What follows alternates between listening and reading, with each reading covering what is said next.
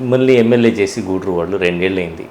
So super 6 మేము ఏదో అమలు చేసేస్తామని ముందుకు వచ్చారు. మీ ఎలక్షన్లో చెప్పాము, అవన్నీ కూడా.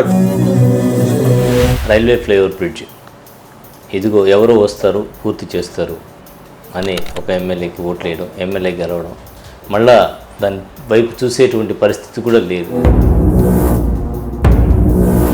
గతంలో నేను కూడా ఆ ఫ్లైఓవర్ బ్రిడ్జి చేస్తామని చెప్పి 2 టౌన్ ప్రజలకి హామీ ఇచ్చిన విషయాన్ని కూడా ఒప్పుకుంటున్నాం. మేము ఒప్పుకుంటాం కదా, మేము చేయలేదని ఒప్పుకుంటాను. రెవెన్యూ సమస్యలు ఇక్కడ పరిష్కారం కావడం లేదు, ఎమ్మెల్యే పట్టించుకోవట్లేదు. రెవెన్యూలో మాత్రం ఒక్క పని అయ్యే పరిస్థితి లేదు. ఒప్పుకుంటారా? ఒప్పుకుంటున్నాం. బాధ అనిపించట్లేదా మీకు? కడుపు రగిలిపోతుంది. ఎక్కడన్నా ఒక కోశాన మంత్రి అయితే బాగుంటుంది, అది అధిష్టానం ఇష్టం. నా పనితీరు బాగుంటేనే ఖచ్చితంగా బాబు గారు నాకు ఇస్తారు. పనితీరు కానీ బాగా లేకుండా ఉండవు. నాకేం రాజకీయ ఫ్యామిలీ నుంచి ఉంది కాదు, నాకు రాజకీయ బ్యాక్గ్రౌండ్ లేదు.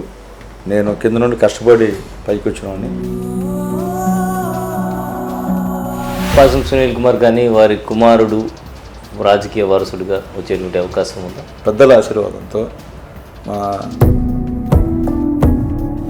గూడూరులో వైసీపీలో నుంచి మాట్లాడేటువంటి గడం లేకుండా చేశారంటే మేమే హీరోలం, మేమే రాజులం. వస్తే ఒప్పుకోం కదా, దాంట్లో వస్తే దాంట్లో రెండో మాట ఉండదు.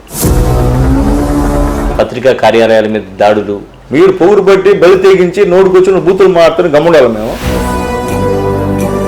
వాస్తవాలు బయట పెడితే ఆ పత్రికల పైన మీరు దౌర్జన్యం చేస్తారా, దూరతారా, విలేకరులను కొడతారా, పేపర్ని కలుస్తారా?